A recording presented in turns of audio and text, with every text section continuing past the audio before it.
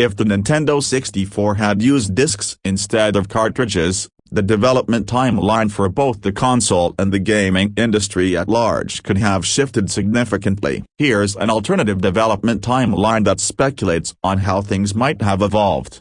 Early 1990s, disc decision 1993–1994, Nintendo, seeing the potential of the CD format, partners with Sony to develop a disc-based console, avoiding the fallout that led to the PlayStation's creation. Alternatively, Nintendo could have independently developed a proprietary disc format. 1994, instead of committing to cartridges, Nintendo adopts a small, proprietary disc format to reduce load times compared to CDs while maintaining higher storage capacity than cartridges. Mid-1990s, Nintendo 64 disc development. 1995, the Nintendo 64, or Nintendo Disk System 64, is designed with disc-based games in mind. This allows for larger game worlds, higher quality audio, and full motion video. 1996, the Nintendo 64 launches with games like Super Mario 64 and The Legend of Zelda: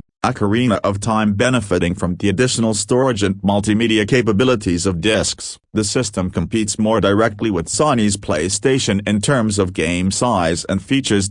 Impact on game development. 1996–1997, developers are no longer constrained by the high costs and limited storage of cartridges. This leads to more ambitious titles and attracts third-party developers that previously avoided the N64 due to cartridge costs. Popular franchises like Final Fantasy and Metal Gear Solid may release on the N64 alongside or instead of the PlayStation. Late 1990s, market dynamics. 1998, games like The Legend of Zelda, Ocarina of Time and Banjo-Kazooie are further enhanced by the disc format, featuring improved audio, additional cutscenes, and richer content. 1999, the reduced production costs of discs enable more experimental and indie games to thrive on the platform. Early 2000s, evolving the industry. 2000, with discs as a standard, Nintendo's GameCube might arrive earlier, possibly incorporating DVD playback like the PlayStation 2. This could enhance its competitiveness against Sony and Microsoft's upcoming Xbox.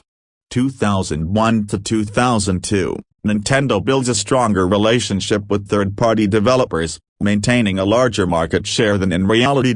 Long-term effects. 2000s, the industry's shift to digital downloads might occur slightly earlier due to the widespread familiarity with disc formats. 2020s, Nintendo's legacy could position it as a more dominant multimedia platform, potentially impacting the trajectory of the PlayStation and Xbox brands. This timeline reflects how adopting discs earlier could have bridged technical and economic gaps between Nintendo and its competitors, altering gaming history significantly. 4.